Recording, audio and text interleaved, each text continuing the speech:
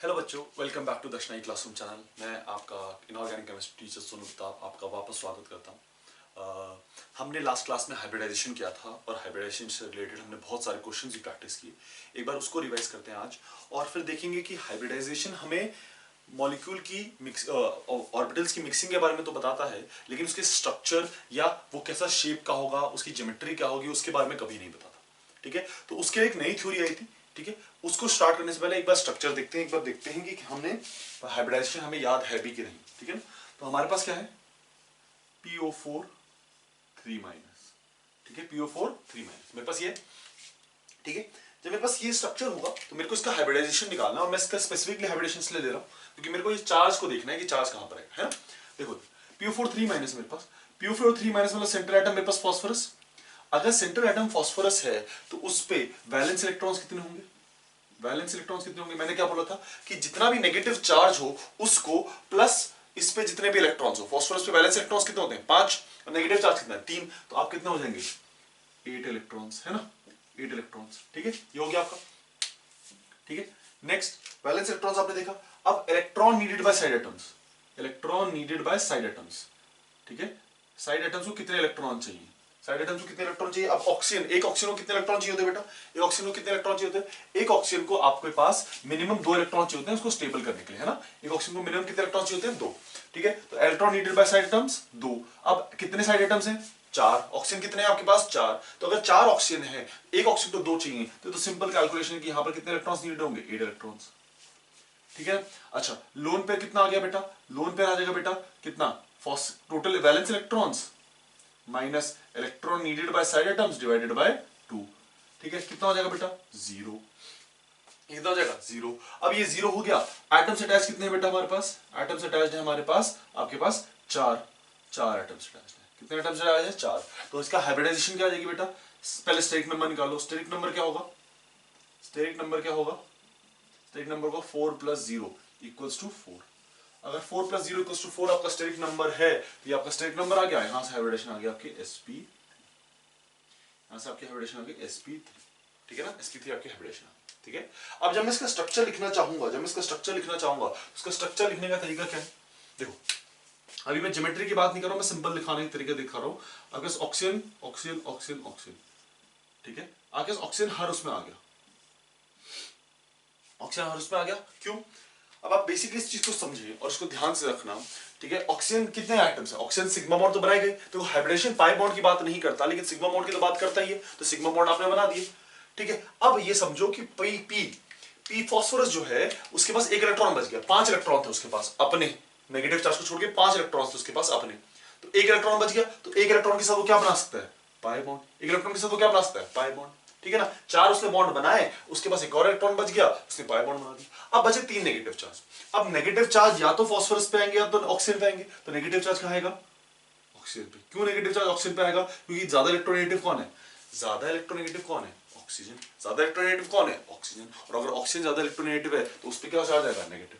ठीक है, तो इनिशियली हम वैलेंस इलेक्ट्रॉन्स में तो काउंट करते हैं इलेक्ट्रॉन्स को, लेकिन आखिरी में जब हम स्ट्रक्चर बनाते हैं तो नेगेटिव चार्ज कहां आता है ऑक्सीजन पे आता है, नेगेटिव चार्ज कहां आता है ऑक्सीजन पे आता है। बात समझ आती है, क्यों ऑक्सीजन पे आता है, क्योंकि ऑक्सीजन ज्यादा इलेक्ट्रोनेगेटिव है, तो जो ज्यादा इलेक्ट्रोनेगेटिव उस पे वो नेगेटिव चार्ज है। ठीक है ना, इनिशियली आप वैलेंस इलेक्ट्रॉन्स में ही काउंट करोगे। ठीक है, चलो अब एक एक चीज देखते हैं, देखो, और उसके बाद हम बीएससी पे जाएंगे। देखो ध्यान से देखना, मेरे पास है CH4, ठीक है, मेरे पास है NH3 और मेरे पास है H2। मेरे पास 3 मॉलिक्यूल्स हैं, तीनों की अगर मैं हाइब्रिडाइजेशन निकालूं तो इसमें कार्बन की हाइब्रिडाइजेशन आएगी आपकी sp3। ध्यान से देखना, 4 बॉन्ड पेयर 0 लोन पेयर। ठीक है, निकाल के देखना, निकाली भी है पिछली क्लास में। इसमें नाइट्रोजन की हाइब्रिडेशन आएगी sp3।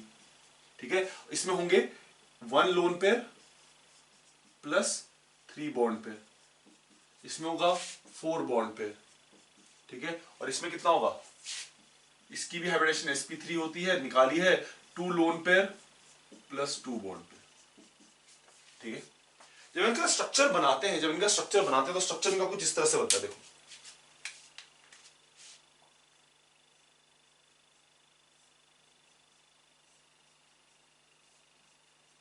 ये एक स्ट्रक्चर हो गया। दूसरा स्ट्रक्चर हो गया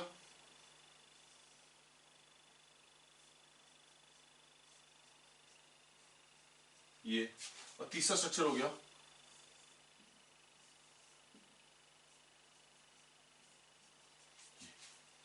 ठीक है। आपके पास 3 डिफरेंट स्ट्रक्चर आ गए, ठीक है। अच्छा, इनके एंगल की बात करूं, इसका एंगल 109 डिग्रीज 28 मिनट्स, इसका एंगल 104 डिग्रीज, 107 डिग्रीज, और इसका एंगल 104 डिग्रीज। अब इन सबकी हाइब्रिडाइजेशन तो सेम है, इन सबकी हाइब्रिडाइजेशन सेम है, बट इनके स्ट्रक्चर में डिफरेंस है, इनके स्ट्रक्चर में डिफरेंस है, ठीक है ना। आपको ये दिख रहा है कि यार इसका अरेंजमेंट अलग है, इसमें एंगल का डिफरेंस अलग है, इसमें एंगल अलग है, इसमें एंगल अलग है ना। ऐसा क्यों है, ऐसा क्यों है? अगर आप ध्यान से देखें तो यहां पर जो रिपल्शन मिल रहा है, यहां पर जो रिपल्शन मिल रहा है वो ऑलमोस्ट सिमिलर है। एच एच को रिपेल कर रहा है, एच एच को रिपेल कर रहा है, एच एच को रिपेल कर रहा है, एच इक्वल रिपल्शन। यहां पर जो रिपल्शन मिल रहा है वो डिफरेंट है, यहां पर जो रिपल्शन मिल रहा है वो डिफरेंट है, ठीक है। यहां पर लोन पेयर एच को रिपेल कर रहा है, यहां पर एच एच को रिपेल कर रहा है, अलग अलग रिपल्शंस हो रहे हैं, यहां पर अलग और डिफरेंस है। और जैसे आप देख रहे हो, जैसे जैसे लोन पेयर बढ़ता जा रहा है बॉन्ड एंगल घटता जा रहा है, लोन पेयर बढ़ता जा रहा है बॉन्ड एंगल घटता जा रहा है। तो यहीं से एक थ्योरी की शुरुआत होती है जिसका नाम है VSEPR। क्या नाम है उसका? VSEPR, VSEPR theory. What does VSEPR theory says? It states, इसका पूरा डेफिनेशन क्या है और उससे इसकी पूरी फुल फॉर्म क्या है उससे आपको पता चल जाएगा। वो है valence shell electron pair repulsion, valence shell electron pair repulsion. Valence shell में जो इलेक्ट्रॉन पेयर होगा उसके बीच में जो रिपल्शंस होंगे, ठीक है, उसके बीच में जो रिपल्शंस होंगे वो ये थ्योरी बताती है। अब वैलेंस शेल के इलेक्ट्रॉन्स कहां पार्टिसिपेट करते हैं? बॉन्डिंग में पार्टिसिपेट करते हैं, विच मींस जो भी बॉन्ड पेयर और लोन पेयर होगा, क्योंकि बॉन्ड पेयर बॉन्डिंग में क्या होंगे, या तो बॉन्ड पेयर होगा या तो लोन पेयर होगा, ठीक है। तो जो भी पार्टिसिपेट वैलेंस शेल में इलेक्ट्रॉन्स होंगे, या वो बॉन्डिंग में पार्टिसिपेट कर रहे हो या वो लोन पेयर में हो, उनके बीच का जो रिपल्शन है वो ये थ्योरी बताती है, वो ये थ्योरी बताती है। और इसके थ्रू हम डिफरेंट इनके शेप्स के बारे में हम बात कर सकते हैं, इसके थ्रू हम डिफरेंट शेप्स के बारे में बात करते हैं। पहला पॉइंट ये समझ आया कि हम क्या देखेंगे, हम valence shell electron pair repulsion. दूसरी चीज समझना इस बात को, ठीक है, यहां पर समझिए। जब हम इन स्ट्रक्चर्स को देखते हैं तो इनकी हाइब्रिडाइजेशन सेम है, जब इनको स्ट्रक्चर्स को देखते हैं तो इनकी हाइब्रिडाइजेशन क्या है? सेम है, ठीक है। तो जब हाइब्रिडाइजेशन सेम है तो इनमें कुछ ना कुछ चीजें तो सेम होंगी, तो इनकी सेम क्या होती है? ज्योमेट्री। इनकी सेम होती है ज्योमेट्री, ज्योमेट्री इज सेम। अगर आपकी हाइब्रिडाइजेशन सेम है, ज्योमेट्री सेम होती है। क्यों? क्योंकि geometry is dependent upon number of lone pairs plus number of bond pairs. Geometry is dependent upon number of lone pairs plus number of bond pairs. और जो number of lone pairs plus number of bond pairs हैं वो for a particular hybridisation तो same रहेंगे ना। जो number of lone pairs plus number of bond pairs है for a particular hybridization को रहेंगे सेम। क्यों रहेंगे for a particular hybridization same? क्यों? क्योंकि उसका स्टेरिक नंबर तो कांस्टेंट रहेगा। फॉर एग्जांपल आपके पास sp3 है, इसका स्टेरिक नंबर क्या होगा? 4। इसका स्टेरिक नंबर क्या होगा? 4।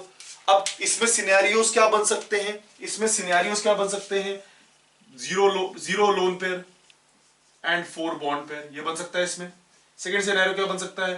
1 lone pair plus 3 bond pair. और थर्ड सिनेरियो क्या बन सकता है? 2 lone pair plus 2 bond pair. बन सकता है कि नहीं बन सकता है? बन सकता है कि नहीं बन सकता है? ठीक है, तो आपके पास सिनेरियोस डिफरेंट बन सकते हैं बट उनका स्टेरिक नंबर एक ही रहेगा। अब अगर स्टेरिक नंबर सेम है तो मैं क्या बोल रहा हूं, उनकी ज्योमेट्री क्या रहेगी? सेम। स्टेरिक नंबर सेम है तो उनकी ज्योमेट्री क्या रहेगी? सेम। ये बात समझ आती है? तो geometry is lone pair plus bond pair, lone pair plus bond pair. ये बात समझ आती है? ठीक है, चलिए नेक्स्ट बात है शेप की। शेप, नेक्स्ट बात है शेप। अब शेप क्या कहता है? शेप क्या कहता है? शेप क्या कहता है बेटा? शेप ये कहता है it is the arrangement of atoms around the central atom. It is the arrangement of atoms around the central atom, ठीक है। Arrangement of atoms around the central atom, ठीक है। क्या कहता है shape? Arrangement of atoms around the central atom. अब आपको एक बात समझ में आनी चाहिए कि अगर ये अरेंजमेंट ऑफ एटम्स है तो ये तो लोन पेयर की बात कर ही नहीं रहा, ये तो लोन पेयर की बात कर ही नहीं रहा। और अगर ये लोन पेयर की बात कर ही नहीं रहा है, अगर ये लोन पेयर की बात कर ही नहीं रहा है, विच मीन्स ये ज्योमेट्री से डिफरेंट हो जाएगा। ये ज्योमेट्री से क्या हो जाएगा? डिफरेंट। क्यों हो जाएगा डिफरेंट? क्योंकि ज्योमेट्री में लोन पेयर और बॉन्ड पेयर दोनों की बात की जाती है, लेकिन शेप में shape is the arrangement of atoms around the centre atom. तो जो एटम्स अरेंज्ड होते हैं उनका जो अरेंजमेंट है, एटम्स जो हैं, साइड एटम्स जो हैं, उनका जो अरेंजमेंट है उसको हम किससे रिप्रेजेंट करते हैं? शेप से। जबकि ज्योमेट्री क्या है? Geometry is number of lone pairs plus number of bond pairs. किस तरह से सारे के सारे इलेक्ट्रॉन्स किस तरह से अरेंज्ड है, चाहे लोन पेयर में हो चाहे बॉन्ड पेयर में हो। ये बात समझ आती है? ये बात समझ आती है? ठीक है, तो आपको अब देखो इसका ज्योमेट्री क्या होगी? इसकी जो ज्योमेट्री होगी वही इसका शेप होगा। क्यों? क्योंकि ज्योमेट्री में कितने हैं? 0 lone pair plus 4 bond pair, तो इसमें चारों के चारों बॉन्ड पेयर है। और शेप भी क्या बोलता है? सिर्फ साइड एटम्स। तो क्योंकि इसमें लोन पेयर नहीं है, 0 लोन पेयर है और 0 बॉन्ड पेयर है, सॉरी 0 लोन पेयर है और 4 बॉन्ड पेयर है, तो इसका शेप और ज्योमेट्री क्या होगी? सेम। जबकि इसका शेप और ज्योमेट्री क्या हो जाएगी? डिफरेंट। इसकी शेप और ज्योमेट्री क्या हो जाएगी? डिफरेंट। क्यों? क्योंकि इसमें क्या आ गया? Lone pair. ये बात समझ आती है? बात समझ आती है? तो हमने ये देखा कि हमारे पास 3 डिफरेंट टाइप ऑफ मॉलिक्यूल्स हैं, तीनों डिफरेंट टाइप ऑफ मॉलिक्यूल्स की हाइब्रिडाइजेशन सेम है, लेकिन उनका शेप डिफरेंट होगा। शेप कैसे डिफरेंट होगा? देखो, what is shape? Arrangement of atoms around the molecule. अब इसको इसका सिस्टम देखो, ये अलग है, इसका देखो ये अलग दिख रहा है आपको, इसका देखो ये अलग दिख रहा है। इसमें मैंने लोन पेयर क्यों छुपाया? क्योंकि lone pair is not involve in shape. Lone pair is not involve in shape. सिर्फ क्या इन्वॉल्व होता है? सिर्फ बॉन्ड पेयर इन्वॉल्व होता है। सिर्फ क्या इन्वॉल्व होता है? बॉन्ड पेयर इन्वॉल्व होता है। ये बात समझ आती? ये बात समझ आती? तो अब इसको हम डिटेल में समझेंगे कि इसमें शेप क्या होगा और आपका ज्योमेट्री क्या होगी, है ना। बट आपको ये बात समझ आएगी क्योंकि इनमें डिफरेंस इन शेप है तो इनका डिफरेंट डिफरेंट नेम्स हो सकते हैं, मतलब डिफरेंट डिफरेंट इनका शेप्स हो सकते हैं। डिफरेंस है ना बॉन्ड एंगल में, डिफरेंट तरीके से अरेंज्ड है, डिफरेंट साइड एटम्स सेम है सब में, लेकिन लोन पेयर डिफरेंट है। ठीक है ना, तो आप इनको डिफरेंटली अरेंज कर सकते हैं। ठीक है, अच्छा वीएसीपीआर की हमने जब बात करी और वीएसीपीआर हमने देखा, तो वीएसीपीआर क्या है? Valence shell electron pair repulsion, है ना। वीएसीपीआर क्या है? Valence shell electron pair repulsion. तो ये हमें देखो, इसमें कीवर्ड क्या है? इसमें कीवर्ड क्या है? Valence shell electron pair. Keyword electron pair. Electron pair का जो रिपल्शन होगा वो डिफरेंट डिफरेंट बताएगा।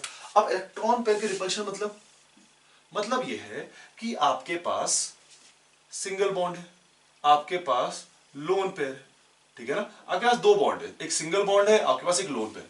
इन दोनों का जो रिपल्शन होगा वो अलग अलग होगा। इन दोनों का जो रिपल्शन होगा वो क्या होगा? अलग अलग। मतलब ये कि आपके पास अगर x है और x में मैंने यहां पर एक बॉन्ड बनाया y के साथ और यहां पर एक बॉन्ड बनाया y के साथ और यहां पर एक लोन पेयर लगा दिया, ठीक है, जहां पर ये लोन पेयर लगा दिया, तो इसका रिपल्शन विद दिस, ठीक है, लोन पेयर का repulsion with the bond pair and bond pair का repulsion with the bond pair will be different. ऐसा क्यों? ऐसा क्यों बेटा? ध्यान से समझना कि यहां पर ये जो इलेक्ट्रॉन डेंसिटी है ये ज्यादा है ना, और यहां पर इलेक्ट्रॉन डेंसिटी कम है। बताऊंगा क्यों कम है, लेकिन इलेक्ट्रॉन डेंसिटी कम है। तो different different electron density different different तरीके से रिपल्शन करेगी। यहां पर रिपल्शन कम होगा क्योंकि दोनों में इलेक्ट्रॉन डेंसिटी क्या है? कम है। यहां पर रिपल्शन ज्यादा होगा क्योंकि दोनों में इसमें इलेक्ट्रॉन डेंसिटी ज्यादा है। सिंपल चीज समझो कि आपके पास, समझना, अगर एक के पास -2 चार्ज है और एक के पास -1 चार्ज है और वहीं पर एक के पास -2 है और दूसरे के पास -2 है, तो किसमें रिपल्शन ज्यादा होगा? जिसमें इलेक्ट्रॉन डेंसिटी ज्यादा होगी। तो इसमें रिपल्शन ज्यादा, इसमें repulsion come, which means the repulsions are dependent upon the electron density। ये बात समझ आती है?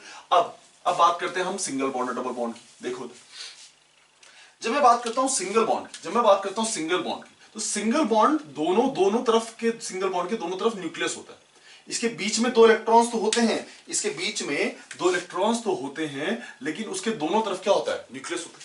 तो 2 न्यूक्लियस से क्योंकि कनेक्टेड है, क्योंकि वो 2 न्यूक्लियस से कनेक्टेड है, तो दोनों न्यूक्लियस उसकी इलेक्ट्रॉन डेंसिटी को अपनी तरफ खींचेंगे, which means उसकी इलेक्ट्रॉन डेंसिटी क्या हो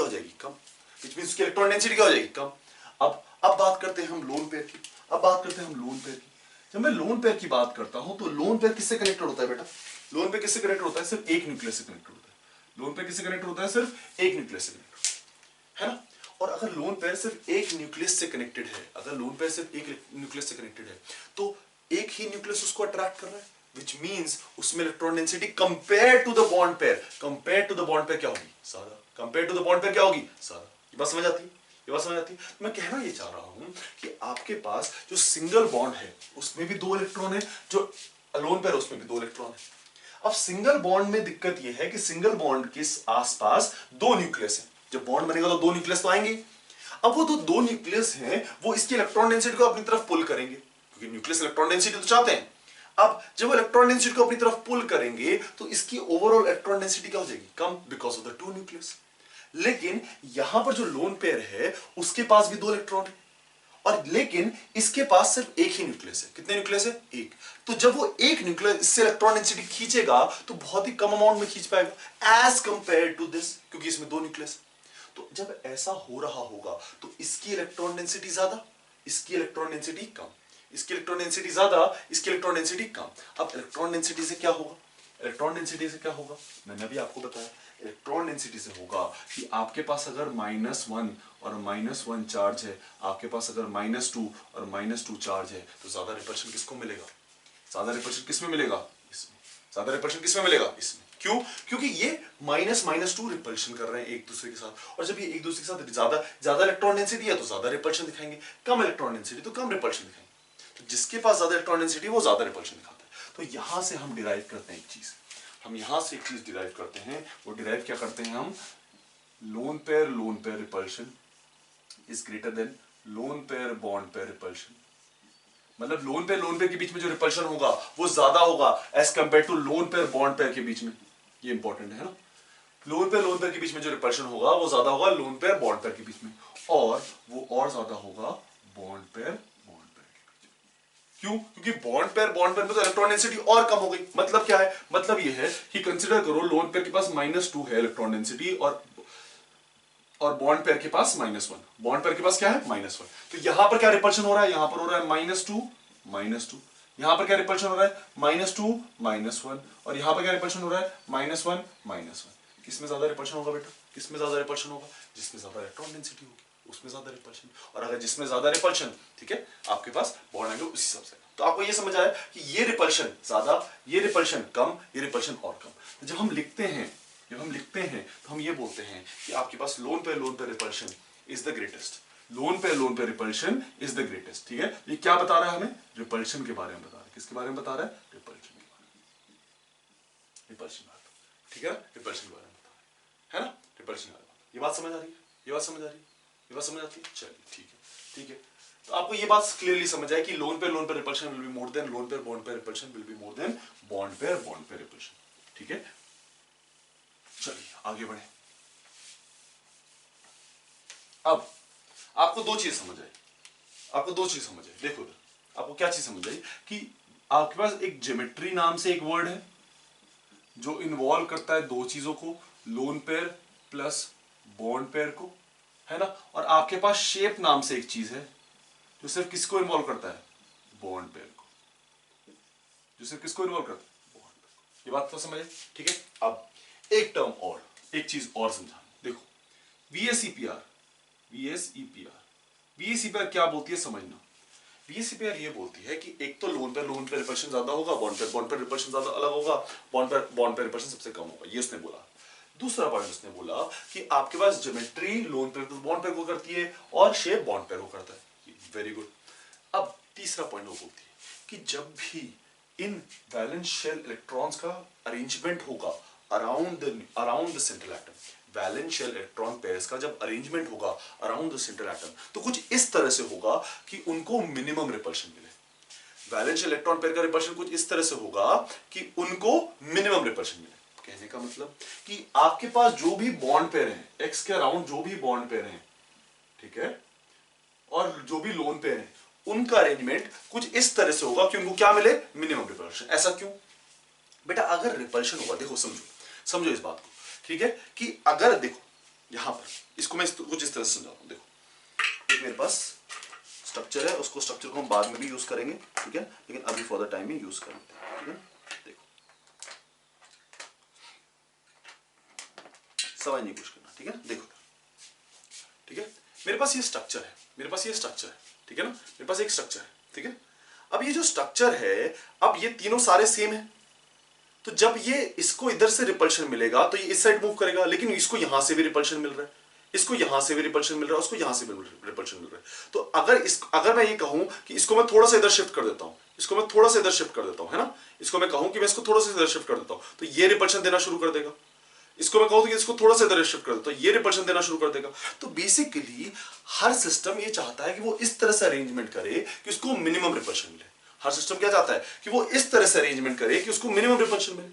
अब अगर सिस्टम ये चाहता है कि उसको मिनिमम रिपल्शन मिले, अगर सिस्टम ये चाहता है कि उसको मिनिमम रिपल्शन मिले, तो वो क्या अरेंज करेगा, अपने आप को इस तरह से अरेंज करेगा कि उसका बॉन्ड एंगल उस सिस्टम में सबसे ज्यादा हो, उसका बॉन्ड एंगल उस सिस्टम में क्या हो, सबसे ज्यादा। क्यों? क्योंकि जितना ज्यादा बॉन्ड एंगल उतना ही कम रिपल्शन, जितना ही ज्यादा बॉन्ड एंगल उतना ही कम रिपल्शन। तो हम क्या बोल रहे हैं, हम ये बोलना चाह रहे हैं कि आपके पास जो भी वैलेंशियल इलेक्ट्रॉन पेयर्स हैं, जो भी वैलेंशियल इलेक्ट्रॉन पेयर्स हैं, चाहे बॉन्ड पेयर हो चाहे लोन पेयर हो, वो अपने आप को इस तरह से अरेंज करेंगे, they will arrange themselves in a way where they feel minimum repulsion, they get minimum repulsion. ठीक है? क्यों? क्योंकि कोई भी चीज रिपल्शन महसूस करना नहीं चाहती, वो चाहती है कि वो अपनी फॉर्म में स्टेबल रहे। ठीक है? तो वो अपने आप को कुछ इस तरह से अरेंज करेंगे कि वहां जहां जिस सिस्टम में वो है, वो अपने आप को मिनिमम रिपल्शन मिले। ठीक है? उनको क्या मिले, मिनिमम रिपल्शन। तो वैलेंशियल इलेक्ट्रॉन पेयर रिपल्शन क्या बोलता है, ये बोलता है that all the valence shell electron pair will arrange themselves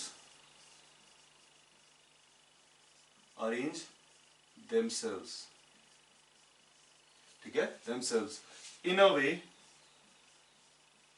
that they face minimum repulsion, वो उनको मिनिमम रिपल्शन मिले, वो इस तरह से अपने आप को अरेंज करेंगे। वो रिपल्शन नहीं फेस करना चाहते, मिनिमम जितना हो सकता है उतने उस तरह से अपने आप को अरेंज करें, उस सिस्टम में वो उस तरह से अपने आप को अरेंज करें। ये बात समझ आती है? ठीक है? तो आपने दो तीन चीजें सीखी, वो चीज समझना जरूरी है। एक ज्योमेट्रियल शेप के बारे में पता चला आपको ये पता चला कि अपने आप को वैलेंशियल इलेक्ट्रॉन इस तरह से अरेंज करेंगे उनको मिनिमम रिपल्शन मिले। वहां पर आपने एक चीज और सोची कि loan pair repulsion is greater than lone pair bond pair repulsion is greater then bond pair repulsion. ठीक है? तो ये कुछ चीजें आपको पता चली।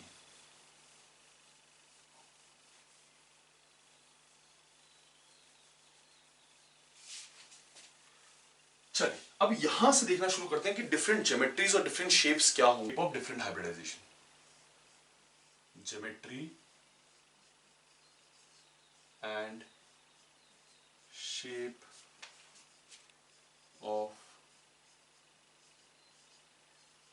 Different hybridisation.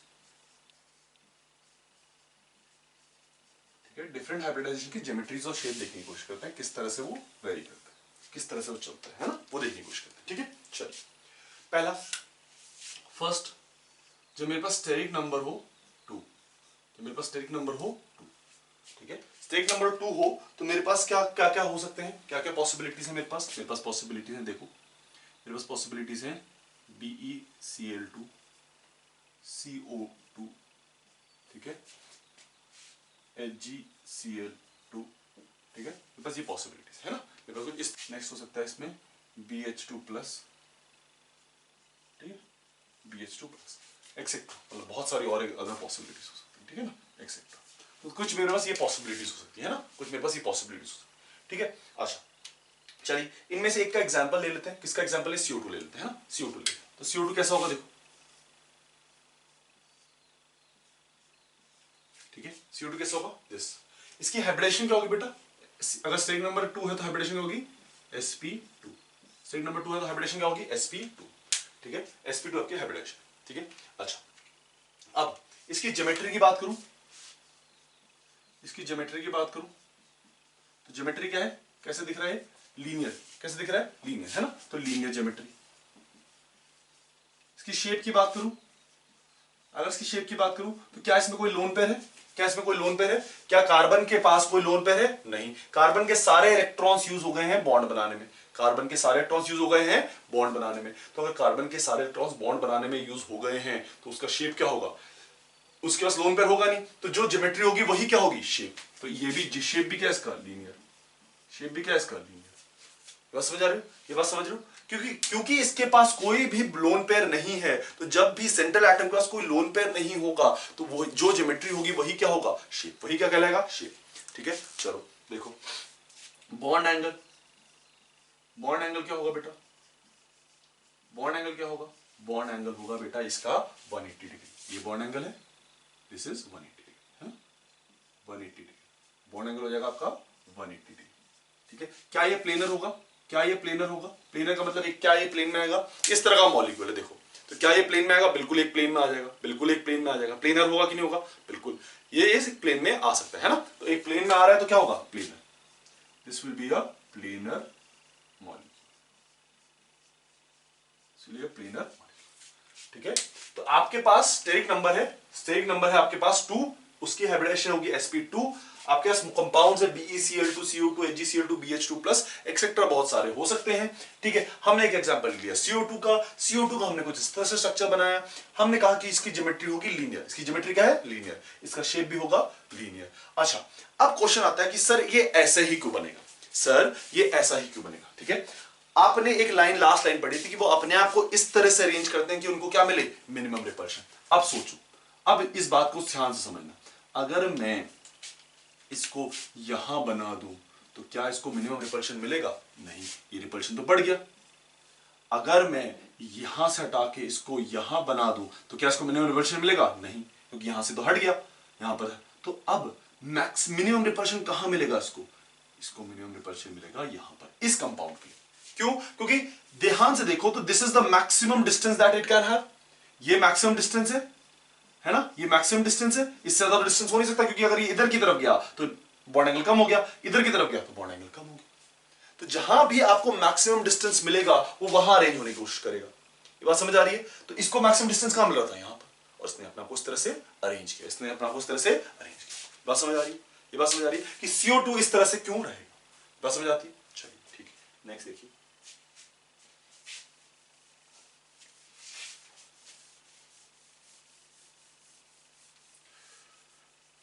नेक्स्ट देखो, नेक्स्ट आपके पास स्टेरिक नंबर सेकंड है, आपके पास स्टेरिक नंबर 3। स्टेरिक नंबर क्या आपके पास 3, इसकी हाइब्रिडाइजेशन होगी sp2, इसकी हाइब्रिडाइजेशन होगी sp2। ठीक है, अच्छा इसमें कौन कौन से, एक तो यूज होगा s, ठीक है, दूसरा यूज होगा p। अब p में x भी हो सकता है, ठीक है, ठीक है, और py भी हो सकता है, और pz भी हो सकता है, कोई सा भी इन तीनों में से यूज हो सकता है। ठीक है, px py pz दोनों, कोई भी दो उठा लो, आपका वो p होगा। ठीक है, उसमें जब हमने sp की बात करी थी तो उसमें px py pz कोई से भी हो सकता है। ठीक है ना, तो आपके पास कॉम्बिनेशन क्या बन सकता है, आपके पास कॉम्बिनेशन ये बन सकता है कि px and py, px and py एक कॉम्बिनेशन हो गया। नेक्स्ट कॉम्बिनेशन हो गया px एंड pz, और नेक्स्ट कॉम्बिनेशन क्या हो गया pz and px, sorry pz and py। तो आपके पास ये तीन कॉम्बिनेशन बन सकते हैं, है ना, तो कोई सा भी आप ऑर्बिटल उठा सकते हो p का। ठीक है, चलिए आपने ये देखा कि आपकी हाइब्रिडेशन क्या है, आपकी हाइब्रिडेशन आई sp2 s3। ठीक है, कंपाउंड्स देख लेते हैं हम लोग। कंपाउंड्स क्या होंगे मेरे पास, कंपाउंड्स में BCl3, BBr3, ये कंपाउंड्स है मेरे पास। नेक्स्ट कंपाउंड्स क्या है मेरे पास, ठीक है, नेक्स्ट कंपाउंड क्या है मेरे पास है CCl2। ठीक है, CCl2 विद लोन पेयर, है ना, ये कंपाउंड है मेरे पास कंपाउंड है Bi3। ठीक है, ये कंपाउंड है मेरे पास, है ना, ये कंपाउंड है मेरे पास। अब इस जगह पे एक चेंज आएगा, और वो चेंज क्या आएगा उसको समझने की कोशिश करना। ठीक है, वो चेंज क्या आएगा उसको समझने की कोशिश करना। ये बात समझ आए आपको, ये बात समझ आए? ठीक है, चलो एक चेंज आएगा उसको समझने की कोशिश करना। मैंने कंपाउंड्स लिखे, ठीक है, यहां पर मैंने क्या लिखे, कंपाउंड लिखे। अब इन कंपाउंड्स को मैं हटा रहा हूं और मैं आपको एक चीज बता रहा हूं, उसको समझना।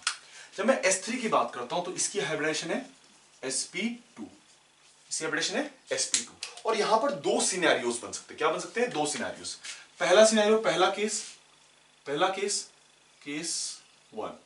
केस 1 क्या होगा बेटा, केस 1 होगा आपके पास देखो तीन स्टेरिक नंबर है तो 3 बॉन्ड पेयर हो प्लस 0 लोन पेयर हो। पहला केस क्या है, आपके पास 3 बॉन्ड पेयर हो और 0 लोन पेयर हो। और दूसरा केस क्या है आपके पास, दूसरा केस है आपके पास केस 2, और केस 2 में आपके पास होगा 2 bond pair plus 1 lone pair.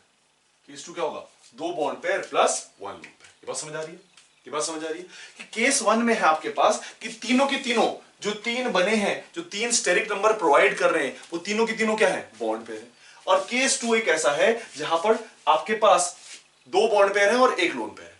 देखो, जब भी हम हाइब्रिडाइजेशन की बात करते हैं ना, हम यूजुअली ये कहते हैं कि हाइब्रिडाइजेशन उन्हीं सब्सटेंसेस में होगी जहां पर एटलीस्ट 2 सिग्मा बॉन्ड बन रहे होंगे। एक सिग्मा बॉन्ड से आप कभी भी हाइब्रिडाइजेशन नहीं बता सकते। क्यों? क्योंकि आपको हाइब्रिडाइजेशन किस तरह से देखते हो, आप जब हायर स्टडीज में जाओगे तो आप ये देखोगे कि हाइब्रिडाइजेशन देखने का तरीका क्या है हमारा। हाइब्रिडाइजेशन देखने का तरीका हमारा है कि हम बॉन्ड एंगल देखते हैं और बॉन्ड एंगल के बेसिस पे ये बताते हैं कि हाइब्रिडाइजेशन क्या होगी। ठीक है ना, ठीक है ना, बॉन्ड एंगल के बेसिस पे क्या बताते हैं, हाइब्रिडाइजेशन क्या होगी। ठीक है, तो हम उल्टी अप्रोच लेके चलते हैं। ठीक है, अब ये बात समझना कि जब आपके पास सिर्फ एक ही बॉन्ड है, एक ही बॉन्ड है, तो आप उसमें बॉन्ड एंगल निकाल नहीं पाओगे, तो उसमें आपकी जो वीबी हाइब्रिडेशन थ्योरी है वो गलत हो जाती है। हाइब्रिडेशन थ्योरी क्या हो जाती है, गलत। वहां पर क्या आता है, वहां पर यही स्टेटमेंट दिया जाता है कि एटलीस्ट आपके पास 2 सिग्मा बॉन्ड होने चाहिए। एटलीस्ट आपके पास कितने बॉन्ड होने चाहिए, 2 सिग्मा बॉन्ड। और उन 2 सिग्मा बॉन्ड के बेसिस पे आप ये बता पाओगे कि ये हाइब्रिडाइजेशन कैसी है। ये बात समझ रहे हो? ठीक है, अब इसी केस में हमने देखा कि जब भी मेरे पास sp2 है तो 2 केसेस हो सकते हैं। या तो मेरे पास तीनों बॉन्ड पेयर हो सकते हैं प्लस 0 लोन पेयर हो सकते हैं, या मेरे पास 2 bond pair plus 1 lone pair हो सकते हैं। जैसे एग्जांपल के तौर पे अगर मैं देखूं, मेरे पास एग्जांपल के तौर पे आएगा, मेरे पास एग्जांपल के तौर पे आएगा BCl3 BBr3। ठीक है, मेरे पास एग्जांपल के तौर पे आएगा BCl3 BBr3, ये मेरे पास एग्जांपल है। ठीक है, अच्छा, इनके जब मैं स्ट्रक्चर बनाऊंगा तो इनका स्ट्रक्चर कुछ इस तरह से बनेगा।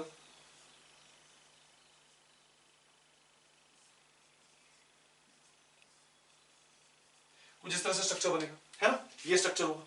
ठीक है, अच्छा, ये स्ट्रक्चर बन गया इनका। अब यहां पर हम इस कंपाउंड की बात करते हैं, इस कंपाउंड की बात करते हैं। तो ज्योमेट्री जब मैं बोलूंगा तो ज्योमेट्री क्या होगी बेटा, ज्योमेट्री क्या होगी, ज्योमेट्री क्या होगी, इसकी ज्योमेट्री होगी ट्राइगोनल प्लेनर या फिर ट्रायंगुलर प्लेनर। देखो ट्रायंगुलर है, ट्रायंगुलर है, ठीक है, तो इसकी ज्योमेट्री होती है ट्रायगोनल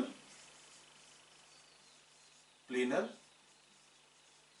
या फिर ट्रायंगुलर प्लेनर, ट्रायंगुलर प्लेनर। इसकी ज्योमेट्री है, ये इसकी ज्योमेट्री है, और यही इसका शेप भी होगा, यही इसका शेप भी होगा। क्यों? क्योंकि इसमें लोन पेयर ऑफ इलेक्ट्रॉन्स नहीं है। तो this will also represent the shape, this will also represent the shape. तो आपके पास ट्राइगोनल प्लेनर और ट्रायंगुलर प्लेनर दोनों क्या रिप्रेजेंट करते हैं, शेप और ज्योमेट्री। क्यों? क्योंकि इसमें लोन पेयर तो है नहीं। अगर लोन पेयर नहीं है तो 3 बॉन्ड पेयर है, which means geometry and shape will be equal, which means geometry and shape will be equal. बात समझ रहे? बॉन्ड एंगल की बात करूंगा मैं, बॉन्ड एंगल की बात करूंगा मैं, तो बॉन्ड एंगल कितना हो जाएगा। अच्छा, अब इसको समझने की कोशिश करना। ठीक है, एक कंपाउंड देखो इस तरह से होगा कुछ, ये कुछ इस तरह से लाई करेगा। ठीक है ना, कुछ इस तरह से लाई करेगा। ठीक है, कि आपके पास ये एटम है, ये एटम है, ये एटम है, ठीक है, साइड में लगे हुए, और इस तरह से। अब इसको बॉन्ड एंगल जब आपको निकालना है तो मैक्सिमम देखो, जब मैंने सर्कल लिया और मैंने 2 एटम्स लिए, 2 एटम्स लिए थे, है ना, मैंने क्या किया, 2 एटम्स लिए। अब इसको मेरे को अगर सबसे मैक्सिमम डिस्टेंस पे रखना हो तो कितने डिस्टेंस पे रखता हूं मैं, कितने एंगल पे रखता हूं, 180। तो अगर मैं कहूं कि मैंने जब 2 एटम्स लिए तो एक सर्कल को मैंने 2 हाफ्स में बांट दिया, तब 180 डिग्री एंगल है, तब 180 डिग्री एंगल है फार अपार्ट। लेकिन अगर मैं यहीं पर 3 ले लूं, अगर यहीं पर मैं 3 ले लूं, कुछ इस तरह से ले लूं, तो कितना मैक्सिमम एंगल हो सकता है, मैक्सिमम एंगल कितना हो सकता है, 120। मैक्सिमम एंगल कितना हो सकता है, 120। इधर भी 120, इधर भी 120 और इधर भी 120, यही हो सकता है, यही हो सकता है। क्यों? क्योंकि अगर मैं 120 से इसको थोड़ा सा कम करता हूं, यहां पर ले आता हूं और 120 से कम करता हूं, तो रिपल्शन कर करके वापस अपने ओरिजिनल पोजीशन में भेज देगा।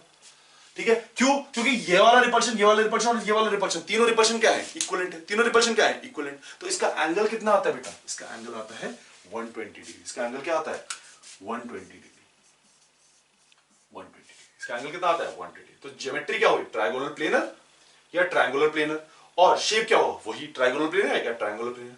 बॉन्ड एंगल कितना हो, 180 डिग्री। अच्छा, प्लेनर होगा कि नहीं होगा, प्लेनर होगा कि नहीं होगा बेटा, नाम में सजेस्ट कर रहा है। और अगर नाम नहीं दिख रहा तो आपको ये देखो, आप ये देखो, आपके पास ये है, ठीक है, इसको मैं इस तरह से काटूं, अगर मैं इसको इस तरह से देखूं, अगर मैं इसको इस तरह से देखूं, तो क्या आपको पूरा प्लेन दिख रहा है, ये प्लेन दिख रहा है आपको, ये प्लेन दिख रहा है ना आपको, ये प्लेन दिख रहा है ना, तो वैसे ही एक प्लेन में लाई कर रहा है, कोई भी आउट ऑफ द प्लेन नहीं, किसी भी प्लेन में देखो आपको प्लेन में दिख रहा है। तो क्या हो जाएगा, ठीक है ना, एक एक मतलब इसका एक लीनियर लाइन दिख रही है आपको, है ना, आपको कुछ नहीं दिख रहा, आपको सीधा लीनियर लाइन दिख रही है, तो ये क्या कहलाएगा, ट्रायंगुलर प्लेनर। क्या कहलाएगा, ट्रायंगुलर प्लेनर। ठीक है, चलो नेक्स्ट, ये हो गया आपका PBR3। आपके पास ज्योमेट्री क्या है, ट्रायंगुलर प्लेनर, और शेप क्या है, ट्रायंगुलर, शेप भी ट्रायंगुलर प्लेनर है, ट्रायंगुलर प्लेनर। बॉन्ड एंगल कितना होगा, 120 डिग्री। प्लेनर होगा कि नहीं होगा, जैसे नाम सजेस्ट करता है प्लेनर होगा। नेक्स्ट की बात करें, नेक्स्ट आपके पास आ जाएगा ये, अब इसका एग्जांपल है आपके पास CCl3, CCl2, ठीक है। नेक्स्ट एग्जांपल इसका हो जाएगा SO2, ठीक है, एग्जाम्पल हो जाएगा CCl2, SO2 एक्सेट्रा। आप और भी एग्जाम्पल बहुत सारे लिख सकते हो, ठीक है। इसका स्ट्रक्चर कैसा होगा, स्ट्रक्चर देखो, स्ट्रक्चर देखना, सल्फर का बना लेते हैं, एक लोन पेयर आपके पास इधर, आपके पास 2 बॉन्ड पेयर इधर, this will be the structure. ये कुछ स्ट्रक्चर होगा, ये कुछ स्ट्रक्चर होगा, है ना, ऐसा कुछ स्ट्रक्चर होगा। अच्छा, इसकी ज्योमेट्री, क्या ज्योमेट्री इनिशियल वाले से डिफरेंट होगी, क्या ज्योमेट्री इनिशियल वाले से डिफरेंट होगी, नहीं। क्या ज्योमेट्री इनिशियल वाले से डिफरेंट होगी, नहीं। क्यों, क्योंकि ज्योमेट्री किस पे डिपेंड करती है, हाइब्रिडाइजेशन पे, और अगर हाइब्रिडाइजेशन सेम है तो ज्योमेट्री भी क्या रहेगी, सेम। तो मैं क्या लिख सकता हूं उसको, ट्रायगोनल प्लेनर,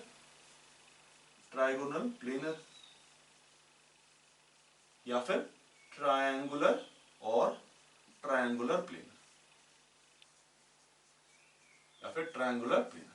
मैं क्या लिख सकता हूं उसको, ट्रायंगुलर प्लेनर या फिर ट्रायंगुलर प्लेनर, है ना, ये दो चीजें मैं लिख सकता हूं, ठीक है। चलिए, अच्छा शेप की बात करेंगे अब, यहां पर हम किसकी बात करेंगे, शेप की। जब मैं शेप की बात करता हूं तो शेप कैसा होगा बेटा, लोन पेयर छुपा दो, बेसिकली लोन पेयर आपको काउंट नहीं करना, तो लोन पेयर छुपा दो। तो ये बेंट शेप दिख रहा है आपको, बेंट हो रखा है, नहीं कैसा हो रखा है, बेंट हो रखा है, ठीक है, या उल्टा भी है, तो हम इसको शेप क्या बोलते हैं, बेंट शेप या फिर वी शेप। क्या बोलते हैं, बेंट शेप या फिर वी शेप, है ना, हम क्या बोलते हैं, बेंट शेप या फिर वी शेप। क्यों, क्योंकि ये उल्टा भी है, क्योंकि क्या है ये उल्टा भी, तो उल्टा भी मतलब अब इसको हम इन्वर्ट कर दूंगा तो ये ऊपर से भी दिखना शुरू हो जाएगा, ठीक है, मैंने इस तरह से लिख दिया, ठीक है। तो वी शेप या फिर बेंट शेप, वी शेप या फिर बेंट शेप, बेंट हो रखा है तो बेंट शेप जैसा दिख रहा है मेरे को, जस्ट बॉन्ड पेयर, क्योंकि शेप क्या रिप्रेजेंट करते हैं, सिर्फ बॉन्ड पेयर। तो कैसा दिख रहा है मेरे को, बेंट दिख रहा है, तो मैंने क्या बोल दिया, बेंट शेप, है ना, बेंट दिख रहा है कि नहीं दिख रहा है, देखो इधर, ये बेंट है कि नहीं है, ये बेंट है कि नहीं है, बेंट शेप में, या फिर इस तरह से देखोगे तो वी शेप है, इस तरह से देखोगे तो वी शेप है, तो वी शेप या फिर बेंट शेप, वी शेप या फिर बेंट शेप। अच्छा, बॉन्ड एंगल की बात करें, बॉन्ड एंगल क्या होगा, बॉन्ड एंगल क्या 120 डिग्री होगा, बॉन्ड एंगल क्या 120 डिग्री होगा। देखो 120 डिग्री तब था जब चारों तरफ से, तीनों तरफ से रिपल्शन सेम मिल रही थी, ये रिपल्शन सेम थी, ये रिपल्शन सेम थी, ये रिपल्शन सेम थी, है ना। जब तीनों तरफ से रिपल्शन सेम मिल रही है तो बॉन्ड एंगल 120 डिग्री है, ठीक है। लेकिन अब यहां पर क्या हुआ कि ये वाली रिपल्शन डिफरेंट, ये वाली रिपल्शन डिफरेंट, और ये वाली रिपल्शन डिफरेंट, है ना। ये दो रिपल्शन सेम होंगी, ए सेम है, बी डिफरेंट है। तो अब यहां पर समझो कि ए वाली जो रिपल्शन है वो ज्यादा है, ठीक है। तो ये क्या करेगा, देखो अब ध्यान समझना, मैं इसको इस तरह समझाऊंगा। देखो तुम्हारे पास एक रेड है, रेड इज लोन पेयर, ठीक है, और तुम्हारे पास जो ब्लैक है, ब्लैक आर, ठीक है, ब्लैक आर आपके नॉर्मल, ठीक है, इसको समझने की कोशिश करो, ठीक है। अब समझना, यहां पर जब लोन पेयर होगा तो ये इसको ज्यादा रिपेल करेगा, इसको ज्यादा रिपेल करेगा, और ये वाला रिपल्शन इस रिपल्शन के बराबर, इन दोनों रिपल्शन के बराबर नहीं होगा।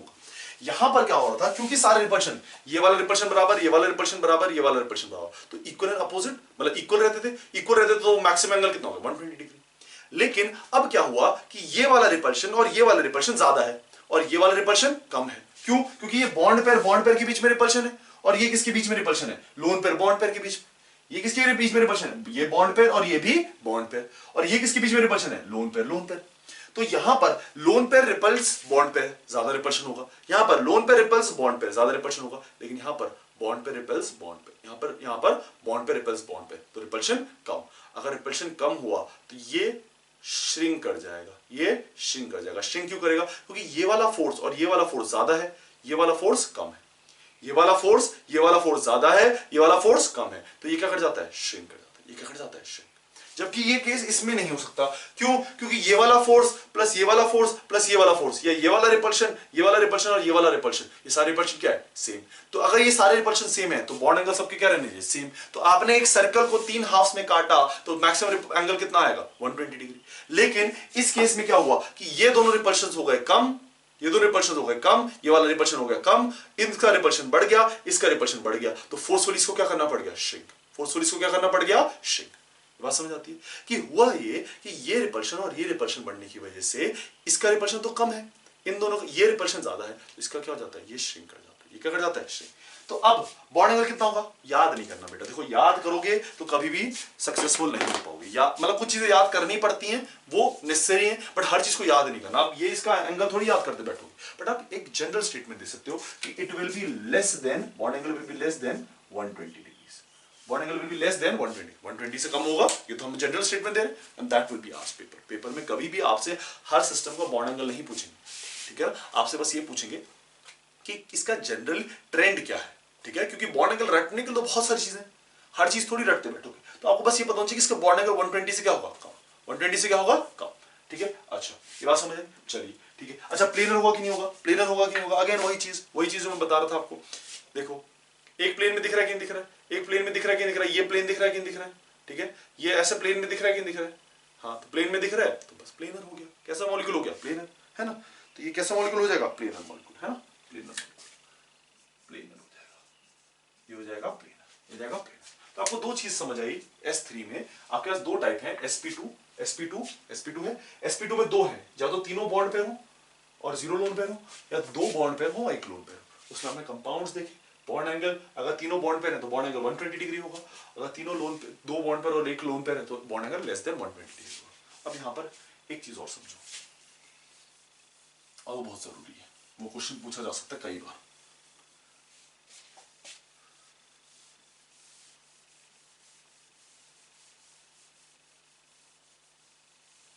ठीक है, देखो आपके पास है BF,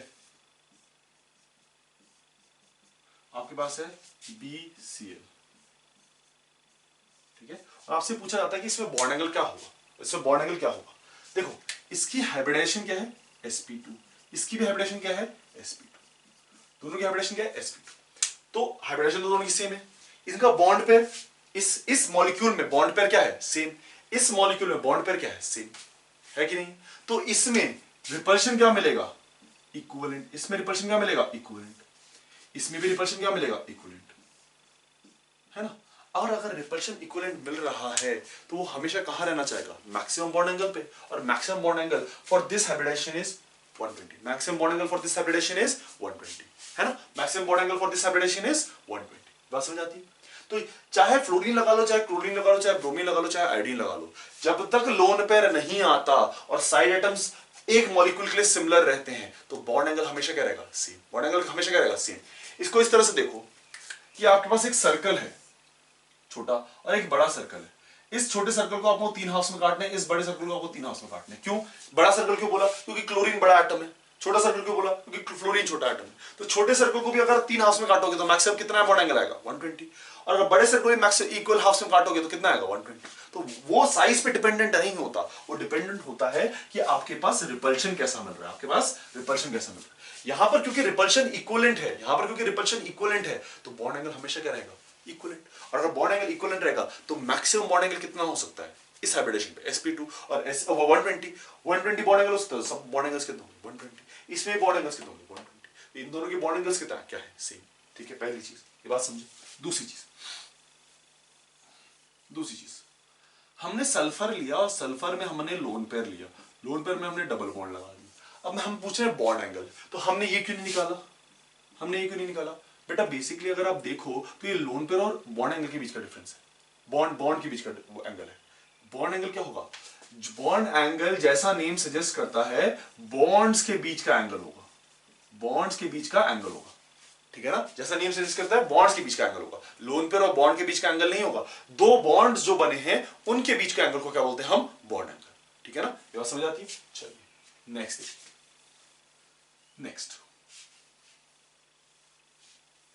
ठीक है? आपके पास क्या आ गया?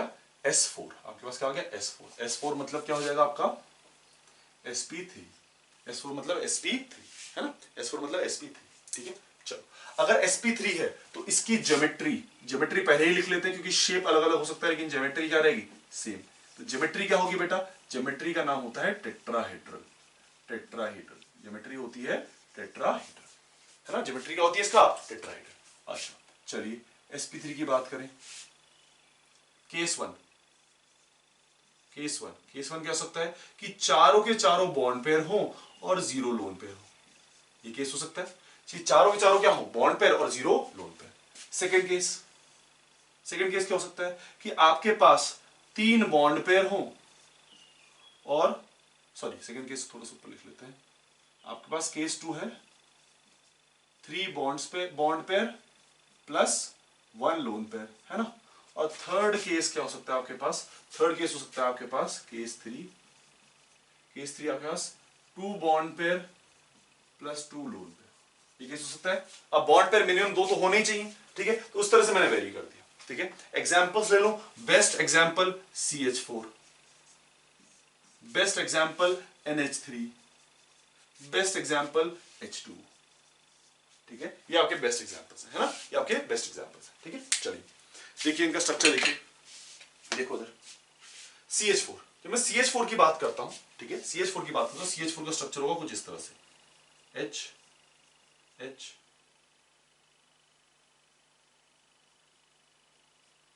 H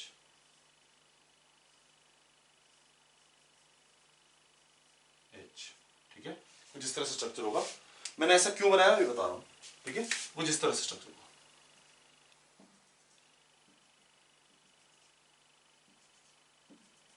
कुछ इस तरह से स्ट्रक्चर, ठीक है, कैसा स्ट्रक्चर है, कैसा स्ट्रक्चर है,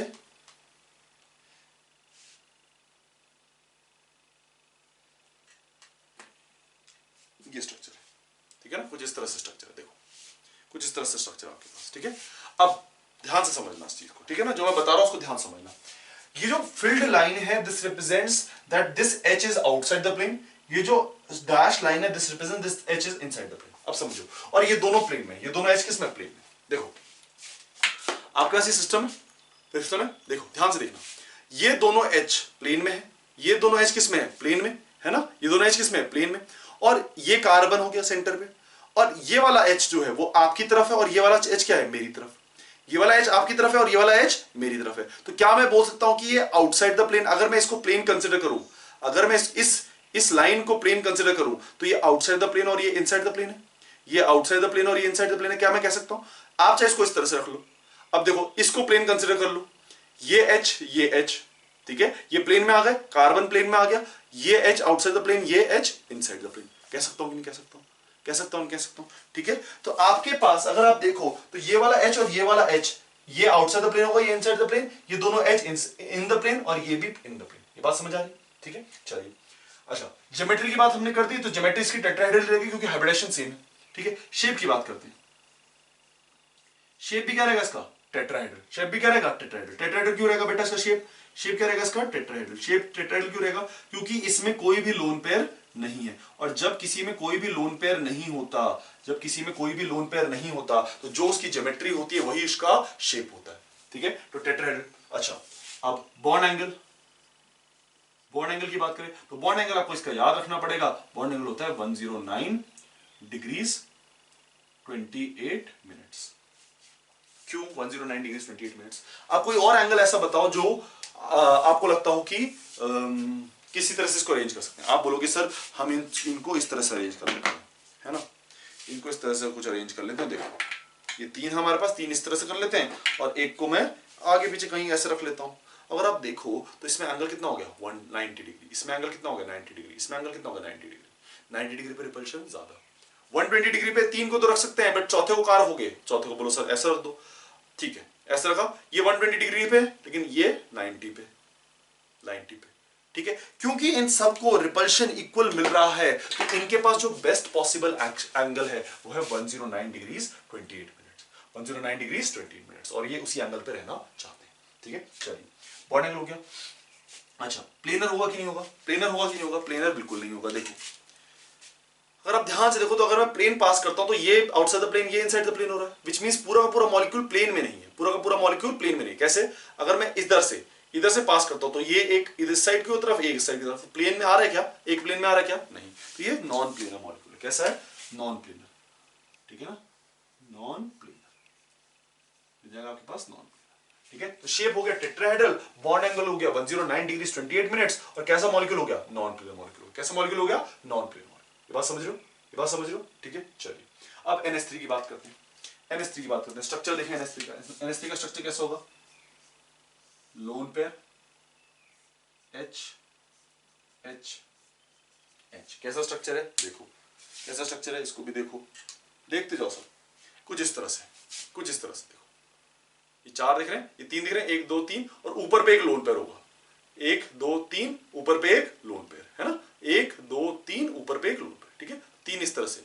तो आपने जो बॉन्ड पेयर था CH4 का, वो आपने हटा दिया है ना, जो बॉन्ड पेयर था वो आपने हटा दिया, ये वो।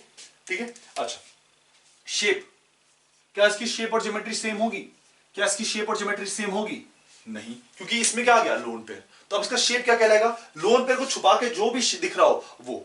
अब ऐसे में तो दिखेगा नहीं, बट ऐसे में दिख जाएगा, देखो ऐसे में दिख जाएगा। देखो नीचे पे एक स्क्वायर शेप का बन रहा है और ऊपर पे एक कोन बन रहा है। नीचे पे एक स्क्वायर भी नहीं बोल सकते इसको, ट्रायंगल शेप का बन रहा है, ऊपर पे एक कोन बन रहा है। तो कुछ इस तरह से होगा कि नीचे पे बेस होगा, ऊपर पे कोनिकल होगा, ऊपर पे कैसा बनेगा? एज बनेगा, टिप बनेगी, होगा कि नहीं होगा? और ऐसे शेप्स को हम बोलते हैं पिरामिडल शेप। क्या बोलते हैं हम इसको? Pyramidal shape.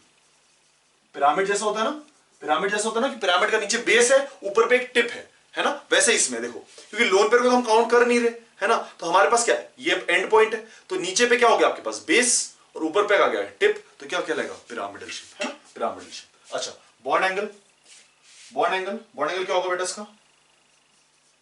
Bond angle, bond angle क्या 109 से ज्यादा होगा या 109 से कम होगा? बॉन्ड एंगल क्या 109 से ज्यादा होगा या 109 से कम होगा?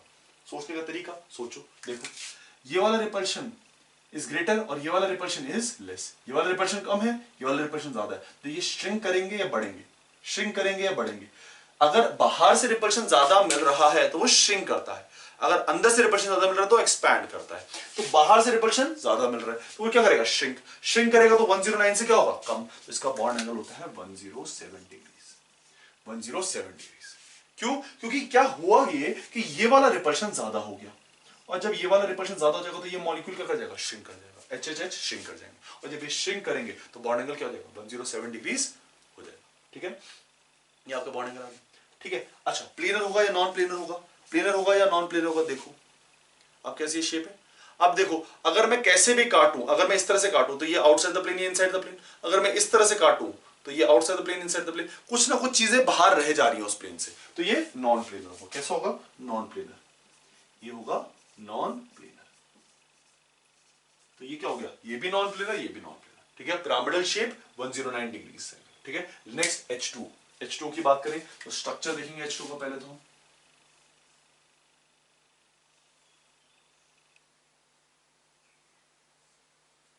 ये इसका स्ट्रक्चर है, ये इसका स्ट्रक्चर H2 है ना, ये इसका स्ट्रक्चर। ठीक है, कैसा स्ट्रक्चर होगा दिखा देते हैं, वो भी स्ट्रक्चर दिखा देते हैं। ये ऑक्सीजन है सेंटर पे, इधर पे हाइड्रोजन, इधर पे हाइड्रोजन, यहां पर एक लोन पेयर, यहां पर एक लोन पेयर है ना, इस तरह से। ठीक है, चलिए अच्छा मैं इसके शेप की बात करूं, शेप की बात करूं। हाँ जी, शेप क्या होगा? ज्योमेट्री तो पता है आपको, टेट्राहेड्रल। शेप क्या होगा? अगेन वही चीज, ध्यान से देखो, वी शेप है कि नहीं है? वी शेप है कि नहीं है ना? बेंड शेप या फिर वी शेप, बेंड शेप या फिर वी शेप। इसका नाम क्या देख लेंगे हम? बेंड शेप या फिर वी शेप, बेंड या फिर वी शेप है ना, बेंड या फिर वी शेप। ये बात समझ आए आपको? बेंड या फिर वी शेप है ना, ये नाम हो गया इसका। अच्छा शेप आपको पता चल गया। Next bond angle, bond angle, bond angle कितना होगा? अब बॉन्ड एंगल समझने की कोशिश करना। देखो यहां पर तो सिर्फ एक लोन पे रिपल्शन कर रहा है ना, यहां पर कितने लोन पे रिपल्शन कर रहे हैं? ये वाला भी रिपल कर रहा है, ये वाला भी रिपल कर रहा है, और इसमें ऑटोमेटिकली अपना रिपल्शन भी हो रहा होगा। तो इसका रिपल्शन ज्यादा हो गया तो ये क्या कर गया? ये एक्सपैंड करेगा, दूर दूर जाएगा। ये रिपल्शन ज्यादा है ना, तो ये जो दूर दूर जाएगा, जब ये दूर दूर जाएगा तो ये इसको भी रिपल ज्यादा करेगा, और जब ये इन दोनों को रिपल ज्यादा करेगा तो ये एंगल क्या करेगा? श्रिंक। यहां पर कितना लोन पेयर था? एक। यहां पर कितना लोन पेयर है? दो। जितना ज्यादा लोन पेयर उतना ज्यादा रिपल्शन, उतना ज्यादा रिपल्शन, उसकी वजह से इसका क्या हो जाएगा? श्रिंक। तो इसका बॉन्ड एंगल कितना हो जाता है? 104 डिग्री। इसका बॉन्ड एंगल कितना हो जाता है 104 डिग्री, है ना, इसका बॉन्ड एंगल हो जाता है 104। बात समझ आ रही है? प्लेनर होगा कि नहीं होगा? बिल्कुल प्लेनर होगा। देखो इस मॉलिक्यूल को मैं इस तरह से रखूं तो एक प्लेन में आ रहा है कि नहीं आ रहा है, एक प्लेन में आ रहा है कि नहीं आ रहा है ना। इस मॉलिक्यूल में इस तरह से रखूं तो एक प्लेन में आ रहा है कि नहीं आ रहा है, इस मॉलिक्यूल में इस तरह कैसे भी रखूं प्लेन में आ जा रहा है ना, कैसे रखूं प्लेन में आ जाता है, तो एक प्लेन आ जाता है प्लेनर मॉलिक्यूल। कोई भी मॉलिक्यूल अगर एक प्लेन में आ जाए, कोई भी मॉलिक्यूल अगर एक प्लेन में आ जाए तो उसको क्या बोलते हैं हम? Planar molecule. ठीक है, तो आपने क्या पढ़ा? आपने S4 के बारे में पढ़ा। S4 में आपने देखा ज्योमेट्रीज, ठीक है। sp3 की ज्योमेट्री क्या होगी? टेट्राहेड्रल। हमेशा कैसा ज्योमेट्री होगी? टेट्राहेड्रल। अब उसमें आपने केस तीन पढ़े, केस 1, केस 2, केस 3। केस 1 में आपने पढ़ा 4 bond pair 0 lone pair. Shape क्या रहेगा? टेट्राहेड्रल। क्यों? क्योंकि इसमें 0 लोन पेयर है, तो जब भी लोन पेयर नहीं काउंट होगा तो हमेशा geometry will be equal to shape, geometry will be equal to shape. Bond angle कितना होगा? 109 डिग्रीज 28 मिनट्स। कैसा होगा? Non planar. कैसा होगा? Non planar. वहीं आप जब शेप की बात, केस 2 की बात करें तो 3 bond pair plus 1 lone pair, ठीक है। जब आप NH3 मॉलिक्यूल है आपके पास एग्जांपल, 1 लोन पेयर आ गया तो अब शेप इसका डिफरेंट हो जाएगा। क्यों शेप डिफरेंट हो जाएगा? क्योंकि ज्योमेट्री क्या है? टेट्राहेड्रल। शेप क्या है? पिरामिडल। क्यों डिफरेंट हो जाएगा? क्योंकि शेप में आप सिर्फ बॉन्ड पेयर को काउंट करते हो, लोन पेयर को काउंट नहीं करते, तो ज्योमेट्री और शेप क्या हो जाएंगे? डिफरेंट। इसमें ज्योमेट्री का शेप क्या हो गया? Pyramidal. Bond angle 107 degrees, non planar. Case 3 2 bond pair 2 lone pair. H2 molecule जैसा बॉन्ड एंगल, देखो जैसे जैसे लोन पेयर बढ़ रहा है बॉन्ड एंगल कम हो रहा है। क्यों? क्योंकि ये रिपल्शन बढ़ जाता है, ये रिपल्शन बढ़ जाता है, और जब ये रिपल्शन बढ़ता है तो अपने आसपास वालों को भी छोटा छोटा करना शुरू करता है। मतलब क्या है? देखो आपके पास 2 फोर्सेस लग रही हैं, इसी मॉलिक्यूल से देखते हैं। आपके पास 2 फोर्सेस लग रही हैं, एक ये वाली फोर्स लग रही है और एक बाहर से फोर्स लग रही है ना। बाहर से इसको छोटा करने की फोर्स लग रही है और अंदर से इसको बड़ा करने की फोर्स लग रही है। अगर बाहर वाली फोर्स ज्यादा हो तो ये मॉलिक्यूल क्या करेगा? मॉलिक्यूल क्या करेगा? श्रिंक करेगा। मॉलिक्यूल क्या करेगा? श्रिंक करेगा, और इस तरह से हो जाएगा। अब इसमें भी यही हो रहा है कि जो बाहर वाली फोर्स है वो ज्यादा है। बाहर वाली फोर्स ज्यादा क्यों है? क्योंकि 2 लोन पेयर अपने आप को रिपल्शन कर रहे हैं, तो उसकी वजह से लोन पेयर ऐसे वाइड हो जाएंगे। लोन पेयर इस तरह से चले जाएंगे। जब लोन पेयर एक दूसरे से वाइड हो गए तो वो और इसको रिपेल करेंगे, और जब वो और इसको रिपेल करेंगे तो ये क्या होना शुरू हो जाएगा? श्रिंक होना शुरू हो जाएगा। ठीक है, तो उसकी वजह से 104। और प्लेनर तो आपको पता ही है कि प्लेनर दिखता है। ठीक है, तो this is from VSC pair. आज के लिए VSC पेयर में इतना ही। नेक्स्ट हम आगे वाली हाइब्रिडेशंस करेंगे और देखेंगे कि उनमें बहुत सारी वेरिएशंस आती हैं, उनमें कैसी वेरिएशंस आती है उनके बारे में बात करेंगे। ठीक है, तो तब तक करें, keep working hard, keep learning and keep improving, and all the best, and we'll meet you next time.